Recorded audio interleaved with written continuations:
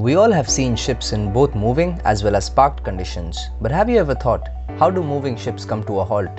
Ships are made to stop by processes involving thrust reversal, by altering propeller blade angles, and by reversing the direction of rotation, and by dropping the anchor as well.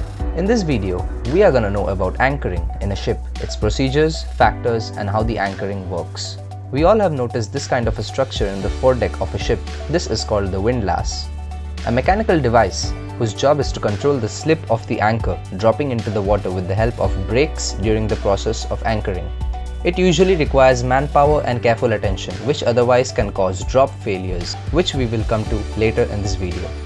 At the time of anchoring, it's the master's job to mark the anchoring region and swing radius on the map. The type of seabed plays a major role in deciding the grip of the anchor, where any soft bed consisting of mud or clay is the most efficient in gripping the anchor, whereas the rock bed is the worst. Currently, the most common type of anchor usually consists of a shank, a stock, and a flute. The anchor, after being dropped into the water, the ship keeps moving forward, releasing the chain. It's not only the anchor which helps keep the ship in place, but also the length of the chain lying along the seabed.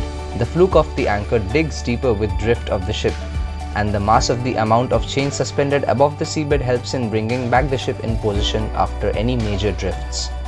Which means, if due to high tide or strong winds, the drift of the ship pulls the chain in such a way that the long part of the chain does not lie on the seabed and there is no bend in it, then this suspension of the chain stores potential energy.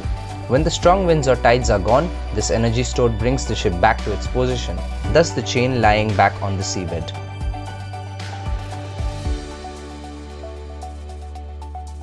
Finally, when it comes to pulling up the anchor, the ship needs to position in such a way that the foredeck from where the anchor was dropped comes right over the anchor, after which on pulling the chain, the flukes of the anchor easily come out from the seabed and is brought up along the hawsepipe.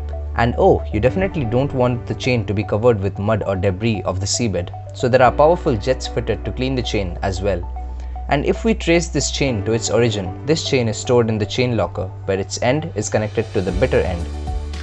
Now let's have a look at some anchor drop failure clips, where if the windlass is not handled properly, it might become impossible to stop the chain from falling, which will cause a lot of frictional heat and sometimes sparks of fire too, and eventually the whole chain and the anchor is gonna be lost from the ship. Now that we have some brief knowledge about anchoring in a ship and the factors affecting it, we come to an end of this video.